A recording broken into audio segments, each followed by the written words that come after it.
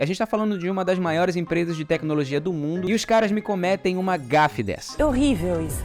Horroroso. Então é por isso que eu sempre uso o ChatGPT, porque ele nunca erra. Errou feio, errou rude. A gente sabe que alguns dias atrás a Microsoft confirmou um investimento bilionário na OpenAI, a criadora do ChatGPT. Esse mesmo que todos nós já estamos apaixonados, que a gente já não vive mais sem ele. Se você não sabe do que eu tô falando, o ChatGPT é um chatbot de inteligência artificial capaz de gerar informações sobre tudo que você pergunta para ele, ou quase tudo. Você pode pedir um pitch de venda, um planejamento para uma viagem, um e-mail mais elaborado para a diretoria, uma descrição mais interessante sobre a sua profissão no LinkedIn. Se você quiser saber exatamente sobre o que eu tô falando, assiste esse vídeo aqui do card. O ChatGPT ficou tão famoso e tão utilizado em um espaço tão curto de tempo que mexeu com a grandona da tecnologia e a gente sabia que isso ia acontecer. Já nos primeiros dias tinha notícia rolando que os fundadores do Google já tinham voltado ativa para movimentar a empresa e pensar em alguma estratégia para não ficar para trás. A Google não ia ficar só olhando a concorrência e é justamente por isso que eles não quiseram esperar e aí já começaram queimando a largada. O que aconteceu foi que eles montaram uma apresentação às pressas em Paris, se colocando como os melhores em tecnologia, falando sobre aplicações e inovações tecnológicas até chegar no grande momento. Eles anunciaram o Bard, que é o chatbot deles e para chocar 0 pessoas, ele faz exatamente o que o ChatGPT faz.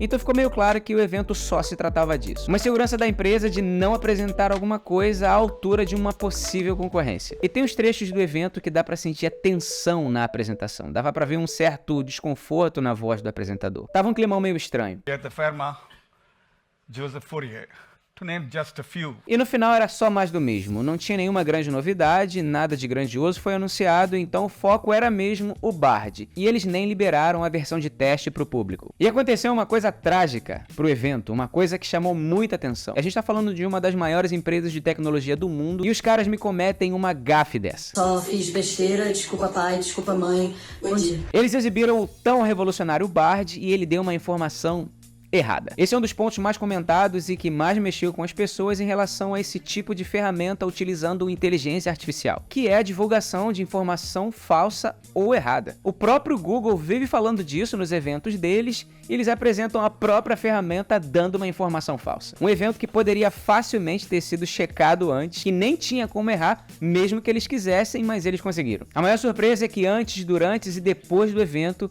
a empresa falava que estava trabalhando em uma inteligência artificial de forma segura para garantir que a máquina trabalharia de uma forma correta, e esse tem sido mais ou menos o discurso deles nos últimos anos. A pergunta foi a seguinte: quais são as novas descobertas do telescópio James Webb que eu posso contar para o meu filho de 9 anos? Baita pergunta ótima também. E veio uma resposta errada dizendo que o telescópio foi o primeiro a conseguir fotografar o nosso planeta fora do sistema solar. Só que isso não é verdade. A informação correta é que desde 2004 a gente já tem foto fora do sistema solar. Ele deu 2 respostas corretas, mas falhou na última, e muita gente viu aquilo e pensou: a inteligência artificial do Google não consegue fazer uma pesquisa no próprio Google, que é uma coisa tão básica. Moral da história, a Google teve que se explicar dizendo que ainda estava em desenvolvimento, mas não convenceu os acionistas e o mercado não perdoa.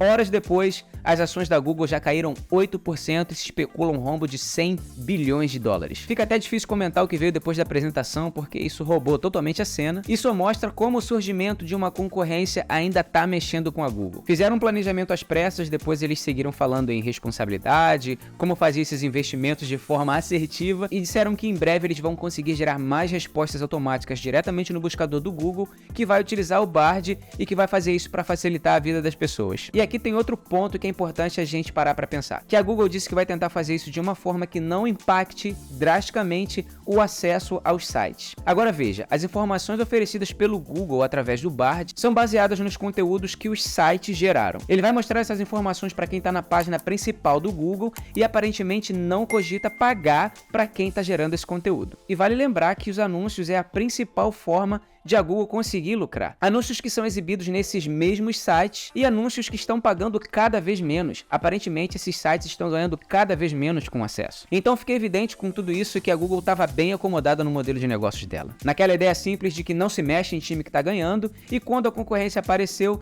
eles tiveram que se coçar, e aí a gente viu isso. O ChatGPT já tem uma versão paga, então será que faria sentido o modelo da Google com o Bard lançar outra versão paga?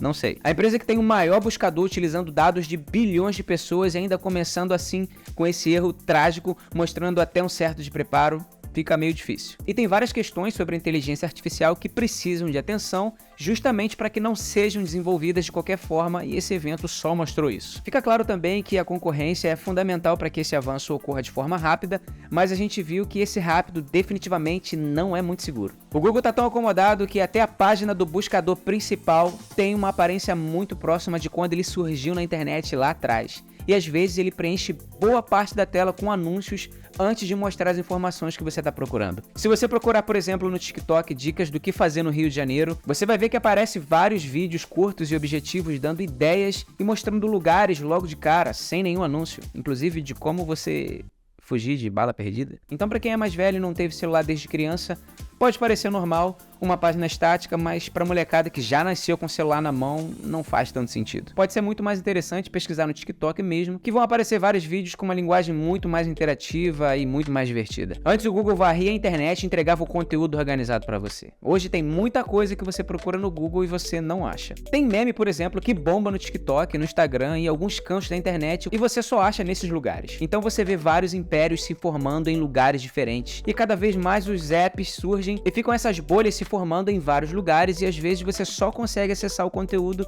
através dos aplicativos. E com essa apresentação só ficou claro que sim, a Microsoft fez um dos investimentos que pode ter sido o mais inteligente da história. A gente não sabe o que vai acontecer com o ChatGPT, mas obviamente ele tem muito potencial. Então é por isso que eu sempre uso o ChatGPT, porque ele nunca erra. Errou feio, errou rude. Se você já é usuário do ChatGPT e faz perguntas dos mais diversos tipos, sabe muito bem que quando ele erra, e ele erra muito, ele se desculpa. O problema é que quando ele está respondendo, ele faz afirmativas, então sim, dá a impressão que tudo é verdadeiro, mas se você começa a perguntar coisas do tipo, olha, você afirmou isso, mas não é completamente verdadeiro, essa resposta tá errada. E aí ele fala, realmente você tem razão, me desculpe por esse engano, eu sou apenas uma inteligência artificial.